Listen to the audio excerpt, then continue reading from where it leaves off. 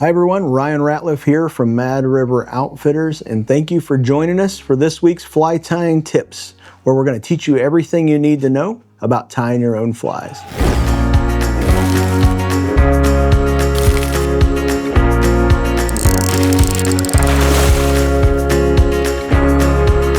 Welcome back to Fly Tying Tips. My name is Ryan Ratliff. Thank you for joining us this week. Just keep in mind that these videos come out roughly on Wednesday about 3 p.m. Eastern time every week. So in the past, we have done multiple different types of things about little tips, little quick little shots with different things about materials. The last video that we talked about, I showed you 3 different ways, quick ways, to do a simple steelhead streamer. The last platform that I used was the trolley car method. So I had some questions about that, and I wanted to kind of break it down a little bit more. I know that that trolley car method isn't something that you see very much out nowadays, but I still think that out of respect to the pioneers, Ed Ward, Jerry French, all those, that crew, there's a big crew of those guys that utilized that kind of brought the intruder platform to us. That method is still a great choice, especially if you want to do something really quick and also it still be versatile. So I mentioned in the past about the Ultra Rigs, multiple different options on shank lengths and eye types, round eye, return eye, all those different things. We've done videos on these in the past. I prefer these over just a wire loop for the versatility, ease of changing the hook, all that type of stuff. Taking it even one step simpler is just going with just a straight shank by itself and utilizing this trolley car method. So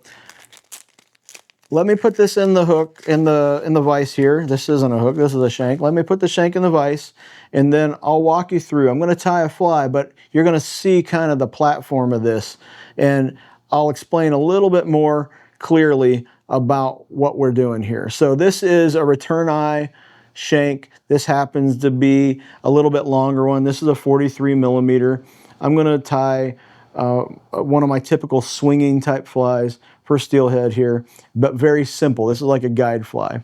So drop that in there and I'll break it down. At this point, this looks like just normally what you would do. So I'm going to wrap thread.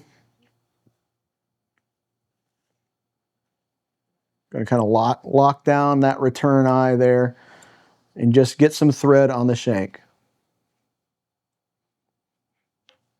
So typically, if I was doing the Ultra Rig where I was going to lash down the braid, I would like to do some crisscrossing wrap just to have some texture on the hook shank for when you're laying the braid down, but it's not that big a deal because we don't have to do that. We're skipping that step in this whole system.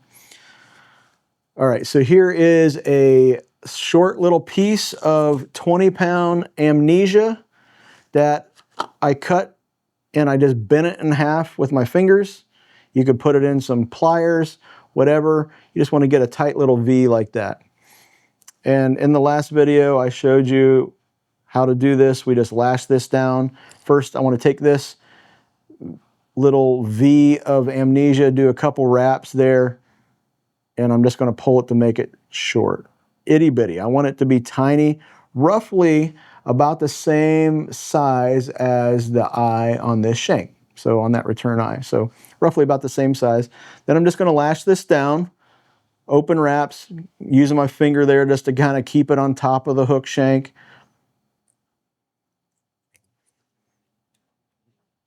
No big deal. It doesn't need to be like rock solid. And there's really no pressure that's going to be on this too much. So, but I'm still want to lash it down. So crisscrossing wraps just to be safe so it doesn't move when I'm wrapping over top of this. Just back and forth a couple times. All right, now at this point, this is where I need to raise this up. So I need to start bringing this up. And it's kind of like I'm posting a dry fly. We're going to kind of invert that loop. So I go underneath the loop and I pull my thread forward and wrap a couple times. That makes it tight. And I wrap back and I just keep doing that. come up here, wrap 2 times. Come underneath, wrap like that. So now I've just got some nice tight thread under the back side of it. Now I'm going to fold this up nice and tight. Going to wrap, start building like a little dam of thread underneath. Do a couple wraps underneath, and then make sure I lock it down in front like that. So now you can see this little piece is upright. Now I'm able, it's kind of in line with this eye. So I'm able to put my tippet through there, slide it through on that. So that's kind of the basics. Since you can see it without a fly here, it's basically going to be, let's just pretend like this amnesia is the tippet, but I'm going to go through here, work my tippet through the fly, and then I'm going to go through this back loop in the back. So the tippet slides on this. I'll rig it up and show you all that here, but let's go ahead and tie a really quick fly.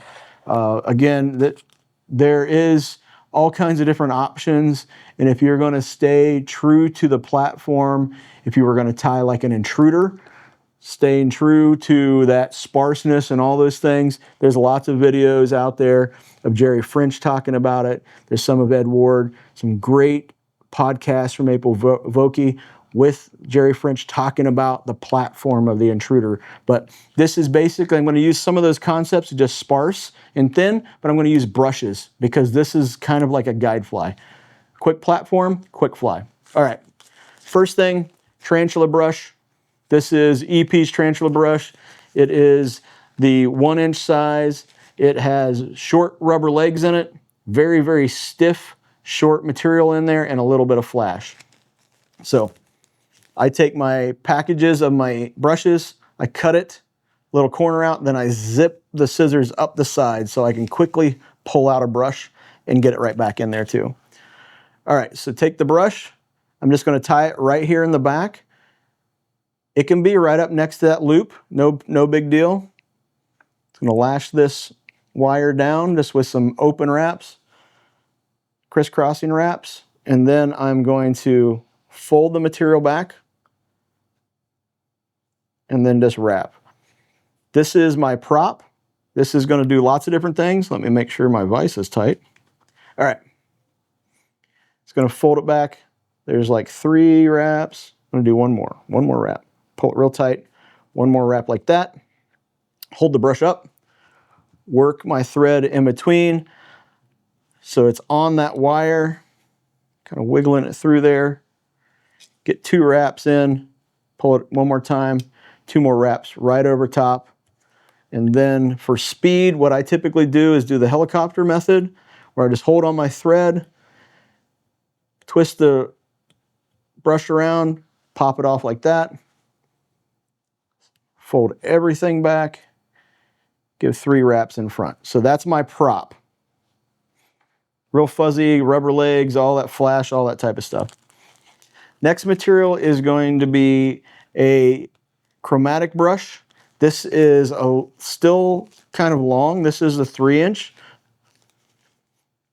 Again, I cut the corner out of the bag of the brush. Then I just grab one of the wires there, kind of hold on to the whole package and slide one out. Kind of keeps them organized. This is long, but pretty sparse for the back is what I kind of want. So I'm going to lay that wire in. You could trim this wire back if you wanted to. It's real long. But for speed, I'm just going to lay it right down the hook shank. Wrap up, crisscross wrap so it doesn't pull out. And then I'm just going to progress forward a little bit. This is just going to be a couple wraps. So I'm going to fold the material back so it's just the wire is first and the material's in the back. Tighten up the vise. All right, there we go. That's 2 wraps. I'm going to get one more, just one more wrap. Since it's so sparse, I want to keep it just enough material in there. Let me stick one more in. All right, now I'm going to fold this forward, part it, get a wrap in there, a couple wraps over top, and then I'm going to repeat that same helicopter method. If you had There's all kinds of different types of tools that you could use. You could pull out your loon cutters, cut that brush off there, whatever you need to. Just watch out for that little sharp piece of wire. Then I just wrap back over top of it, kind of push that back a little bit. Everything looks good there. Take your bodkin, you could pick it out to make sure that it's all around. You could do it at the end. It's not that big a deal, but this material is designed to kind of lay back a little bit softer. Now, typically you would put something up through the middle of this. This is where I get the EP Sparkle. You saw me do this, use this kind of as dubbing on the last video. Same thing happening here. I'm going to use this in my wing material, so I don't want to have multiple materials here, so I'm just going to use this as my dubbing also. And this is more for like one for my box, something I'm going to fish. If I was going to like do some like custom flies or sell stuff to somebody, then I might do it a little bit fancier, spend a little bit more time. But this is basically just for speed. So notice just one little layer of dubbing like that, the flash dubbing. Just give it just a touch more.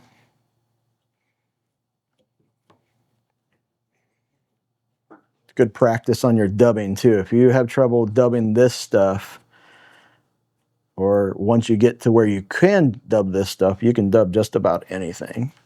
All right, so quick wrap here.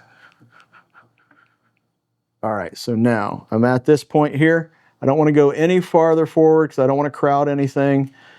Just got a skinny body. I'm going to repeat this process. Tarantula brush.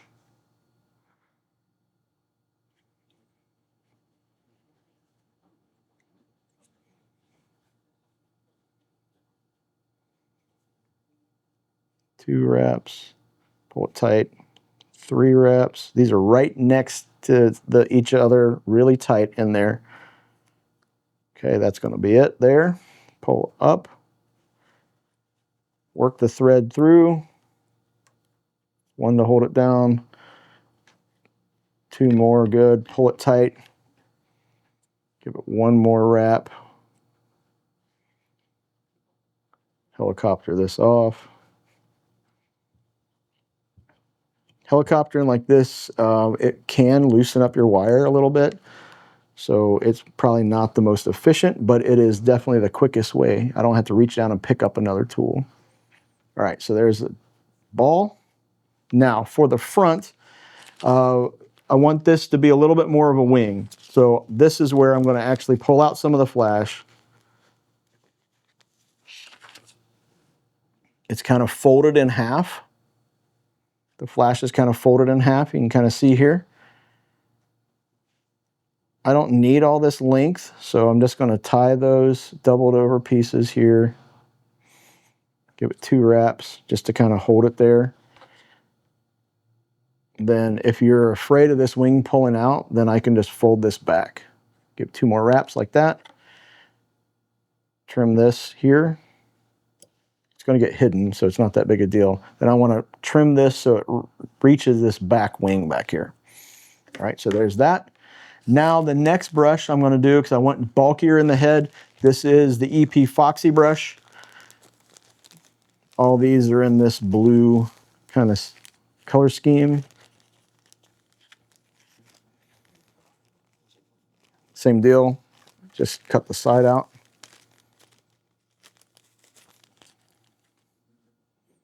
So this brush is a little more dense than the last one, than that the chromatic brush. I'm just going to trim this wire down just a little bit. All right, here we go. Wrap this in. This is going to be what the head of the fly is going to be also. Two wraps. Three wraps, and then I'm going to add one more. Really pulling those fibers back to make sure that that wire is kind of leading first. Okay. Now this is where I'll take my scissor points and I'll make a part. You could use your bodkin, you could use a little brush. Again, this is kind of a glimpse into guide flies, something kind of quick, but still get the job done. So I don't want to have to search for another tool. I have one right here that can kind of part that stuff. All right, that's through there. Again, I'm gonna pull it down, give it a helicopter.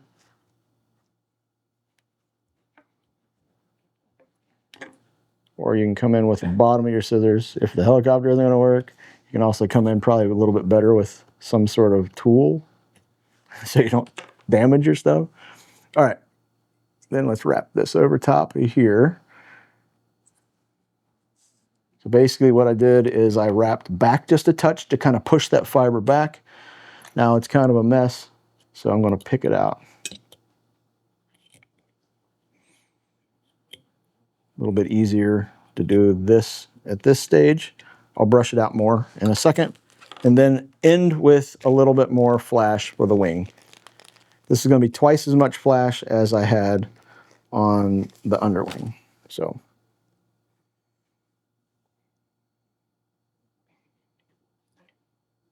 loose wraps over top, cinch it down so it stays on top of the hook. One more to lock it down, and then you notice all this loop here. I'm going to trim this off. That will be my thread head. Just glance and make sure it's on top of the fly, not twisting around either side. I want it right up in line. Fold everything back. Nice thread head. Little hot spot there too. Whip finish by hand or with your tool, whatever you want to do. With the whip finish tool, you get a little flash in there. Make sure you pluck it out. All set. All right, so that is the quick version of a swinging fly there. It's all done. Now, let's talk about that rigging aspect. We need to put something on the back to hold the hook, and that's where this hook holder tubing comes into play. It comes in clear in your Ultra Rig kit, or you can get them in different colors like this to kind of match the color scheme, and you can also switch it out. So I'm going to pop this out of here, and you notice there is the exposed hook shank right there, or really a shank. This is exposed shank right there. You can notice there's my little trolley car loop right there on the end also. I'm going to take some of this tubing. You can make this however long you want. Roughly, I want it to be, when I'm looking at the fly, I want it to come back to some of the wing here. So it's roughly, on average, it's going to be about 1 inch. Maybe just a touch more.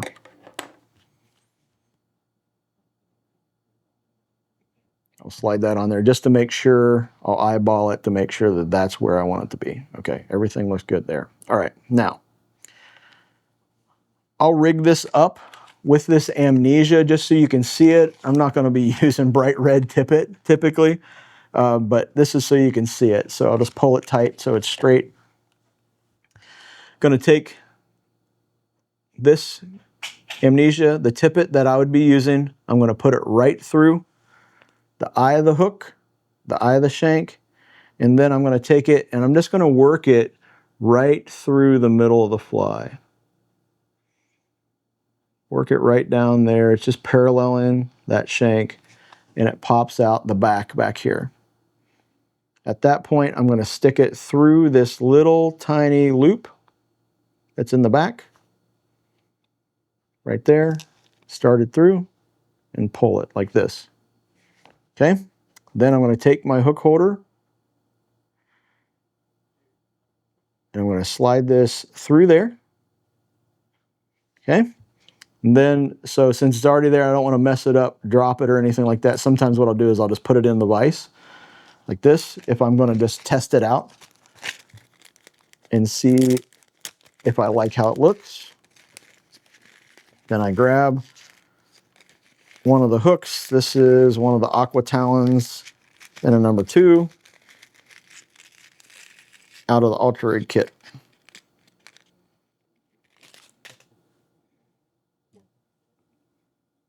tie it on. You can do whatever knot you want, uni, clinch knot, whatever you are comfortable with. Typically always doing clinch knots. No reason to do a non-slip mono loop.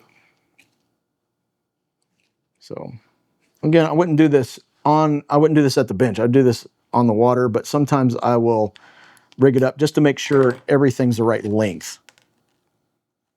Much easier to adjust it at the vise. So then I have the line going through the shank, the loops. It's on the hook holder. I got the hook tied on there. Now I'm going to stick the hook holder tubing on the exposed end of the shank, just like this. Slide that tubing on, and then I'm going to pull on my tippet, and the knot from my tippet will go into the tubing, and then I will put the tubing over the eye of the hook.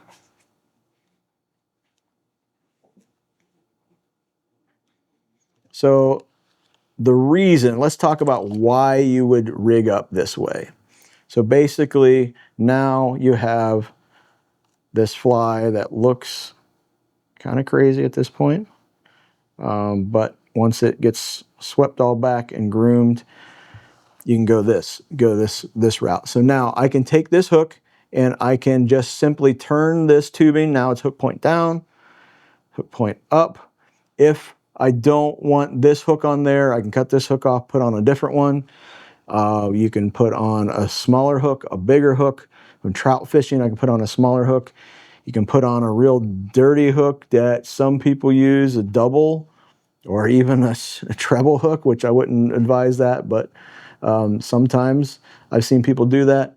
But basically this whole system allows you to switch this out. Now, you could do this with a tube, totally, tube fly. You can change the hook on with a stinger loop, definitely. But this allows me to change the color back here, which is hard to do on a tube unless you're going to use hook holder stuff. It's also going to allow me to change the direction of the hook up or down very, very quickly just by a twist, which I can do on a tube, harder to do on a stinger loop.